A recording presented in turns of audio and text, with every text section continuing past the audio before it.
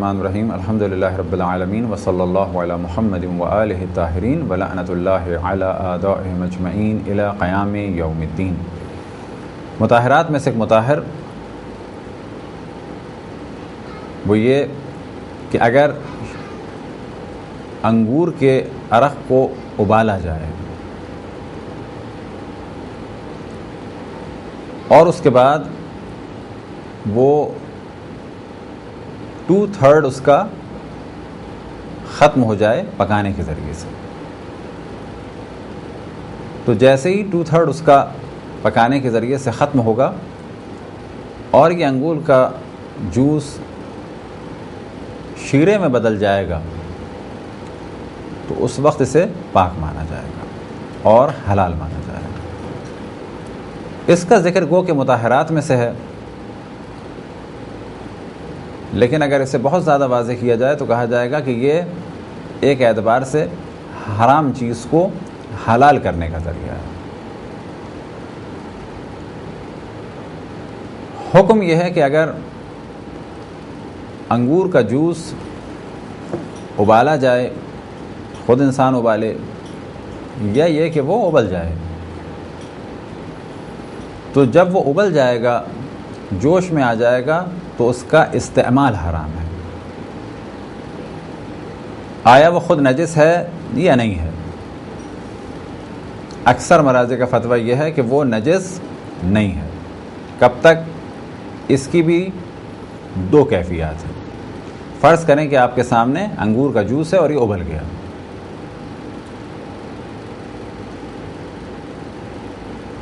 اب یہاں پر یہ کہا جا سکتا ہے کہ یا تو اس میں نشہ آیا ہے یا نہیں آیا ہے۔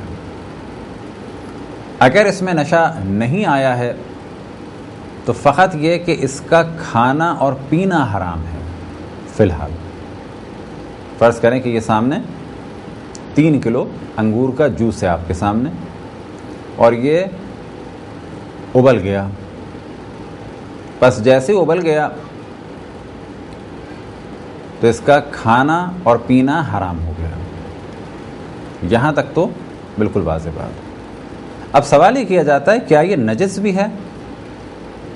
تو کہا جائے گا کہ ایک صورت ایسی ہو سکتی ہے کہ نجس ہے اور ایک صورت میں نجس نہیں ہے۔ تو وہ کون سی صورت ہے کہ جب وہ نجس ہے؟ کہا جائے گا کہ اگر اس میں نشہ آ گیا ہے تو یہ حرام تو تھا استعمال اس کا، لیکن یہ نجس بھی ہے۔ لیکن اگر نشہ نہیں آیا ہے، اس میں فقط جوش آیا ہے، ابال آیا ہے، تو اس کا کھانا اور پینا تو حرام ہے لیکن نجس نہیں ہے۔ ہمارے والے مسئلے کا تعلق ہے کون سے انگور کے جوس سے؟ کون سے عرق انگور سے؟ کہ جو فقط ابل گیا ہو لیکن اس میں نشہ نہ آیا ہو۔ لیکن اگر نشہ آ گیا ہو تو اس کے پاک کرنے ہوئے طریقہ ہے؟ ممکن ہے آپ کہیں کہ 3 کلو انگور کا جوس ہے، اس کو پھینک دیا جائے، لیکن فرض کریں کہ آپ پھینکنا نہ چاہیں، یا یہ کہ 3 کلو نہیں ہے، یہ 300 کلو ہے اور یہ ابل گیا، تو کوئی اس کا حل ہے اس کو پھینک دیا جائے؟ اگر ابل گیا ہے اور نشہ نہیں آیا ہے تو اس کو حلال کرنے کا صرف ایک طریقہ ہے، وہ یہ کہ فرض کریں یہ 3 کلو تھا یا 300 کلو تھا، تو اگر 3 کلو تھا تو اتنا اس کو پکایا جائے کہ 2 کلو اس کا پک کے ختم ہو جائے، تو جو 1 کلو باقی بچے گا شیرہ وہ پاک ہوگا۔ پاک ہوگا سے کیا مراد یہاں پر؟ اس کا کھانا حلال ہوگا۔ اور اگر یہ 30 کلو تھا تو پکا کر 20 کلو اس کا خشک ہو جائے اور یہ گاڑھا ہو کے 10 کلو رہ جائے۔ اب اگر یہ اتنا کم ہو گیا، یہ تو ہم نے آپ کے سامنے وزن بیان کیا، لیکن اگر کسی برتن میں یہ شیرہ ہو تو وہاں پر اندازہ لگایا جائے گا کہ یہ برتن کا پہلا حصہ، دوسرا حصہ، تیسرا حصہ، اگر یہ اس کیفیت اتنا تھا مقدار میں اور جب یہ پک کر اتنا رہ گیا 1/3، تو جب یہ 1/3 رہ گیا تو یہ حلال مانا جائے گا۔ لیکن اگر اس میں نشہ آ گیا تھا تو کیا کرنا ہوگا؟ اگر نشہ آ گیا تھا اس میں، ابلنے کے ساتھ ساتھ اس میں نشہ بھی آ گیا تھا، تو فقط اب ایک طریقہ ہے اس کو پاک کرنے کا۔ وہ کیا طریقہ ہے؟ کہ اس کو اتنا رکھا جائے یا کسی بھی طریقے سے سرکہ بنا لیا جائے تو جب یہ سرکہ بن جائے گا تو اس وقت پاک ہو جائے گا۔ اب اگر کسی کو شک ہو، یہ شک کب ہو سکتا ہے؟ فرض کریں کہ آپ نے کسی دیگچی میں انگور کا جوس رکھا اور اس دیگچی کو غلطی سے چولہے پہ رکھ دیا۔ آپ کا خیال یہ تھا کہ چولہا بند ہے لیکن چولہا جل رہا تھا۔ 2-4 منٹ بعد، 10 منٹ بعد واپس آ کے آپ نے دیکھا کہ چولہا جل رہا ہے۔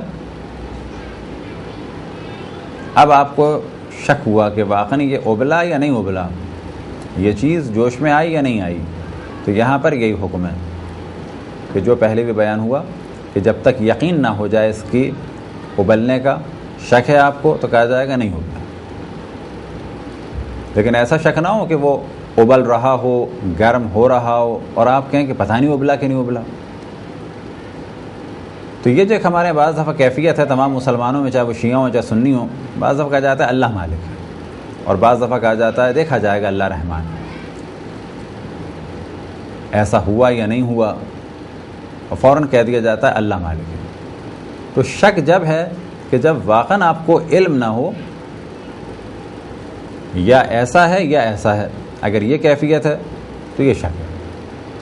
لیکن آنکھوں سے دیکھنے کے بعد، یقین ہونے کے بعد زبردستی اپنے اوپر ایک شک کی کیفیت کو طاری کیا جائے اور کہا جائے کہ ہمیں تو شک ہو رہا ہے، پتہ نہیں ایسا ہوا یا نہیں ہوا، تو اگر یہ والا مسئلہ ہے تو کہا جائے گا یہ اپنے آپ کو انسان دھوکہ نہ دے، حکم خداوند تبارک و تعالیٰ کو معمولی نہ سمجھے، حکم خداوند تبارک و تعالیٰ کا مذاق نہ بنائے۔ تو یہ آپ کے سامنے چند مطہرات کہ جن میں سے بعض کا ذکر آپ نے پہلے سنا ہوگا، لیکن مثال کے طور پہ یہ کہ 2/3 انگور کا پانی کم ہو جائے یا بالفاظ دیگر 1/3 باقی رہ جائے، تو اگر یہ ابل چکا ہے تو 1/3 باقی رہنے کے بعد پاک ہو جائے۔ یہ گفتگو تھی خصوصاً آب انگور کے بارے میں، یعنی انگور کے جوس یا انگور کے عرق کے بارے میں۔ اگر اسی مسئلے کا قیاس کیا جائے اور چیزوں کے بارے میں تو بالکل غلط ہوگا۔ کوئی اتنی سی بات سننے کے بعد کہے کہ اگر لیموں کے پانی کو ابالا تو نجس ہو جائے گا یا اس کا استعمال حرام ہے، ایسا قطعاً نہیں۔ یا اگر انار کے جوس کو ابالا تو یہ مسئلہ ہے تو کہا جائے گا یہ بھی بالکل غلط ہے۔ انگور کے پانی یا انگور کے جوس سے کسی اور جوس کو قطعاً قیاس نہیں کرنا چاہیے، حتیٰ یہ موضوع پکے ہوئے انگور کے پانی کا ہے۔ ہمارے وہ کہ اردو میں انگور کے لیے اس اعتبار سے کہ وہ پکا ہے یا کچا ہے تقریباً ایک ہی لفظ استعمال ہوتا ہے، اضافہ کر دیا جاتا ہے کچا اور پکا۔ مثال کے طور پہ آم کے لیے ہمارے ہاں کچے آم کے لیے اور پکے آم کے لیے 2 الگ الگ الفاظ ہیں۔ جب وہ پک جائے تو کہا جاتا ہے یہ آم ہے، اور جب کچا ہے تو اس وقت اسے نام دیا جاتا ہے کہ یہ کیری ہے۔ انگور کے لیے ہمارے ہاں 2 نام نہیں ہیں۔ اگر وہ کچا ہے تو ہم کہتے ہیں کچا انگور، اور اگر وہ پک چکا ہے تو اس کو کہتے ہیں پکا انگور۔ اور کچھ کچے ہوں کچھ پکے ہوں، دونوں کے لیے جو لفظ استعمال کیا جائے گا مشترک وہ کیا انگور ہیں۔ لیکن فارسی میں انگور کے لیے لفظ انگور ہے، اور کچے انگور کے لیے ایک خاص لفظ ہے کہ جو ہمارے اردو میں استعمال نہیں ہوتا، وہ ہے غورے۔ یہ والا مسئلہ پکے انگور کے عرق یا پانی کے لیے ہے۔ اگر کچے انگور کو توڑا جائے کہ جو انتہائی کھٹا ہوتا ہے، اس کا اگر عرق نکالا جائے، اس کو اگر ابالا جائے تو وہ ابلنے کے بعد قطعاً حرام نہیں ہوتا۔ اب یہ اور بات ہے اسے کسی طریقے سے اگر نشہ آور بنا دیا جائے تو وہ حرام بھی ہو جائے گا، نجس بھی ہو جائے گا، لیکن یہاں پر موضوع ہے ابالنا۔